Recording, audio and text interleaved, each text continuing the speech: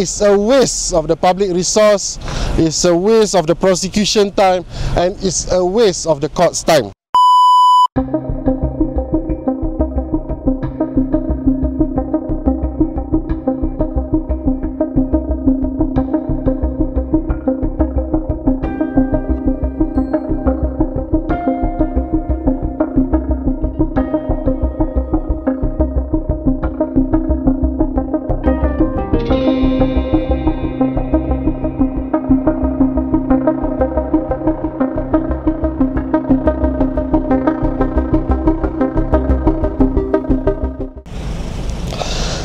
Untuk makluman semua, siasatan terhadap keluarga Allahyarham Tun Daim telah bermula seawal Februari 2023.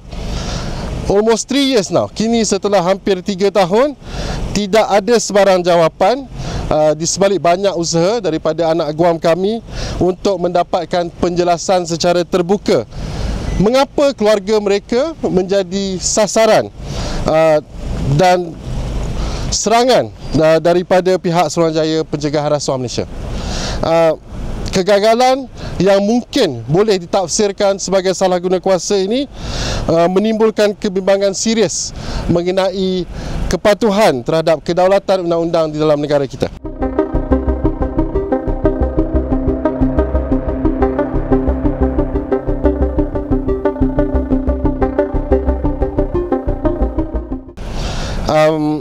Anak guam kami berharap, this is very important, mereka tidak terus menjadi sasaran salah guna kuasa oleh badan penguatkuasaan apabila ada isu-isu lain yang timbul berkaitan kerajaan.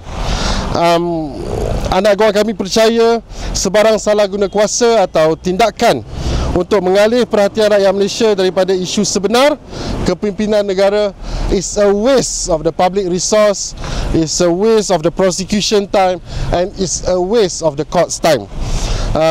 Jadi anak guam kami berharap mereka dapat diberikan layanan sama rata berdasarkan undang-undang.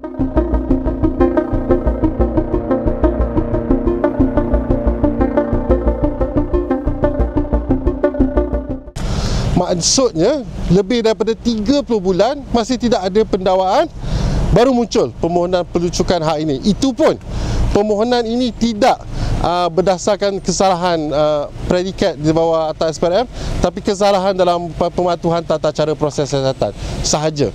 Itu yang dia sebut asset declaration, asset declaration, asset declaration. That is only part of investigation process. That is per se not a crime. Bukan kesalahan rasuah. Sebab sitaan ni dilakukan selepas habis pembekuan dan sitaan di bawah AMLA, dan dia sambung pula bawah atas SPRM. So we feel that is entirely wrong.